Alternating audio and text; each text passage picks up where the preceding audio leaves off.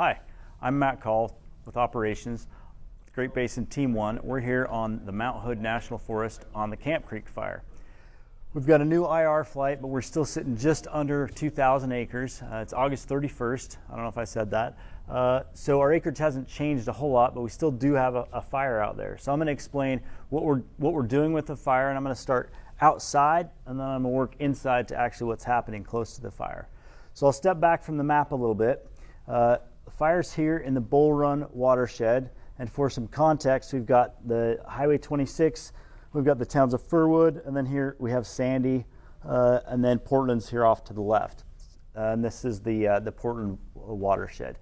So this is our 2,000 acre fire right in here on the forest.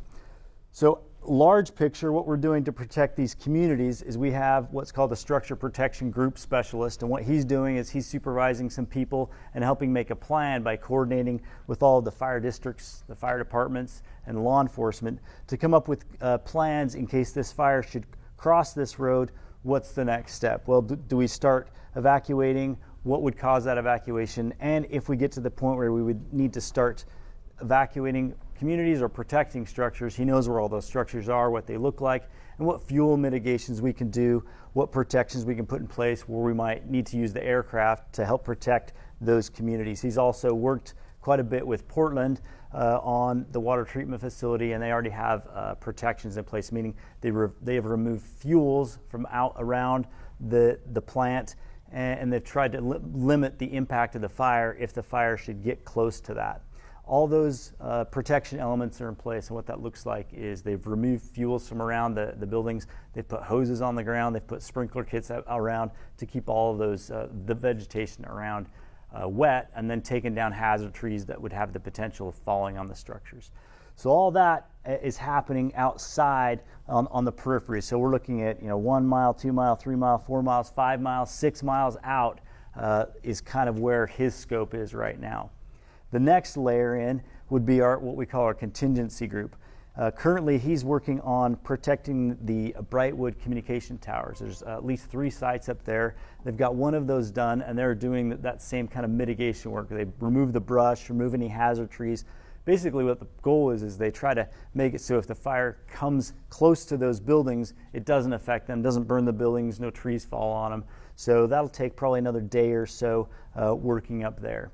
The other thing that the contingency is working on are some secondary and some tertiary lines in case our main protection line doesn't work. And so he's looking at old logging roads, ridge lines where we can put in other control features like a dozer line where they can take the trees down and make another fire line further out here to help prevent the fire from growing. We haven't started putting those lines in. We don't know if we will, but we want a plan in place. And so he's going to put a plan in place, put lines on the maps, and then make lists of resources to order. So bulldozers and falling equipment and hand crews and engines that we would need if we get to a certain point where we need to engage those plans. So that contingency group supervisor, that's what he's doing, is making really detailed plans kind of all the way around here if our protection measures get beyond where we feel comfortable. So that's kind of the big outside picture. On the inside, we have what we call division supervisors, and they're in charge of kind of a piece of pie. So this piece right here is Division Papa. So what he's going to be doing is supervising all of the people that are along this road here. What's happening on the 14 road right now is they've taken a lot of the fuels. That's pretty heavy, dense fuels. The road's narrow. So they've cut all those fuels down to really low brush and removed a lot of the trees, so it's a little bit more open canopy. What that does for us is when the fire comes close to the road, instead of being 150-foot flame lengths in the trees, it's really low and short, and so we have the ability to control it, and there's a lot less likelihood that it's going to jump this road. Because it's not next to the road, one of the things that we're also doing is we're introducing a little bit of fire along that road. We call it a burnout. So we have firefighters out there, hand crews, and they have special devices that put fire down, and we showed you some pictures of that yesterday. And so what that does is allows us to be in control of the fire, not the fire to be in control. So we wait for conditions to be right, and we eliminate all those fuels so we can just eliminate that out of the equation. The only problem we have right now is that it's really wet, which is good, and this rain is really helping us. It's keeping the bigger fire down, but because it is pretty wet, a lot of that understory is just a little too humid for the fire to carry. And what we want is we want a good continuous burn between the edge of the fire and the road, so we have a good buffer. So right now, we're kind of waiting for it to dry out a little bit so we can clean that up. There still is a fire in there. The fire is not going to go away, but there's a lot less smoke, which helps, but we still have a lot of work ahead of us to do. So those efforts are continuing on the 14 road. In addition to people burning and opening the fuels on that road, we have a hose lay system there and then a sprinkler system in this small portion here, which I'll explain in a minute. What that does, that allows us to deliver water all along that road, regardless of whether there's engine access or heavy equipment access. We have people that can man hose lines and both cool down the fire here, or if we have a spot fire go outside the line, they can go pick that up really easily. So this black edge here, what we have, the reason it's black is we're using that as what we call a control line, and the reason it's marked with an R is that denotes to us that it's a road that's being used as a control line. And as we wrap this fire, you'll see more of these black lines and more edge of the fire will become black, and that's how we quantify if the fire is contained or not, is we start adding up how much of the edge of this fire is black or controlled. And right now it's 0% controlled, but pretty soon we're going to start seeing some of that percentage go up as that fire creeps up against the edge, and we're confident that it won't get outside those lines. We have a little bit of what we call a pocket here, so the fire isn't against a road or anything, and so we call that an unburned pocket. In order to contain that, because it's steep, we put what's called a hand line. We had some hand crews go in there, they cut a narrow saw line, and then they basically build a trail so that the fuel is gone in a section, maybe this wide, and so when the fire burns up to that area, it can't continuously burn. So we have that hand line in there, as well as a hose line and some sprinklers, so we can keep that wet, and we can, as the fire burns up close to that, we can start introducing a little bit of fire and then burn that back in to keep the fire inside our containment lines. The 12 road right here, you'll see again is marked with those R's, so that denotes we're using the road as fire line. Right up along here where the fire has met the road, that's pretty much done contained line. It's getting pretty cold, and we're getting to the point where we can start mopping up that portion, but that's where we started doing a little bit of burnout a couple of days ago. So we're pretty comfortable with that. There's still a little bit of heat in there, but pretty soon, probably tomorrow, we'll consider that as contained line. So like I said, you'll start seeing that percentage go up.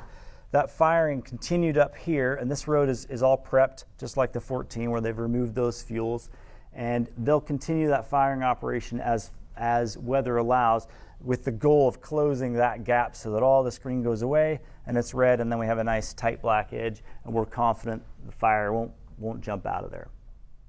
So those two edges we're pretty happy about. It's just going to take a little bit of time for those to close up. So we've got Papa, we've got Alpha. Now let's talk about Division Kilo, which is a little bit more complicated. We have this road network to use, which is roads make things a lot easier. The problem is we kind of need to connect across here. So what we have to do is we have to build a fire line across here to kind of minimize the acreage. So this purple is showing is proposed line.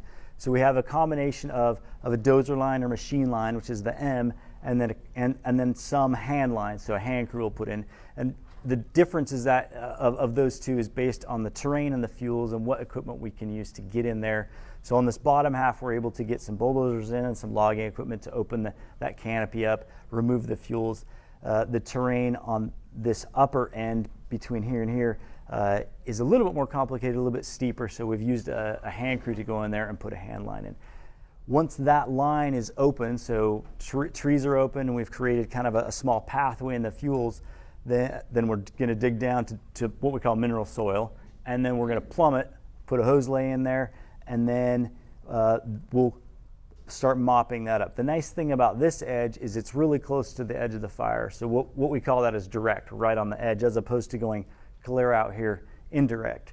We always prefer this, but if the fire's too big and too hot, we can't really get next to it. One of the things that's taking a lot of time is the hazard tree mitigations. We've got a lot of big trees out there that have the potential of falling on our firefighters, and we try to minimize that risk as much as possible. So we've taken a lot of time with some falling teams and gone in there and tried to remove those hazard trees. The next piece would be we're planning doing the same thing we've done here with machine line and with hand line to connect these two roads. We're going to do that same thing over here. We just don't exactly know where it's going to make sense to connect those. So probably in the next couple of days we'll see some planned lines, and once this machine line is done and the equipment's freed up here, we're going to do the same thing here. We're pretty confident that's going to work, but if it doesn't, we have equipment opening up these roads and doing the same thing here over here, where we removed the fuels and made it so we can use the road as a fire line. We're continuing to do that with the equipment that we have over here. So we like to have a plan, and we like to have a backup plan, and then we like to have a backup plan on the backup plan. So that's kind of the layered system that we have going. One of the questions we get a lot is what's going on with the aircraft. So we still have a handful of aircraft today. Because of the weather and the visibility, they won't be flying a whole lot, and because it's wet, what we need the aircraft for is to knock the heat out of the fire, and then we put people on the ground to actually put the fire out. Well, the heat's already knocked out of the fire because the humidity's high and it's raining, so we don't really need that component today, but we're going to keep those aircraft attached to our fire and available so that we have them when we need them. But we probably won't see a lot of them flying today. Maybe one airplane that's kind of we'll use it as a lookout. It's kind of an air resource for us to kind of watch what's going on to make sure, and then if the air quality improves, he can get the helicopters or the fixed wings, the scoopers, going as soon as we need. So I think that kind of lays out all the different layers that we have going on. We are pretty confident with the plan that we have, and with the weather, we're going to try to take as much advantage of it as possible, but there's still a lot of work out there, and there's still a lot of firefighters out there working hard to put this and keep this as small as possible. Thanks for joining us today.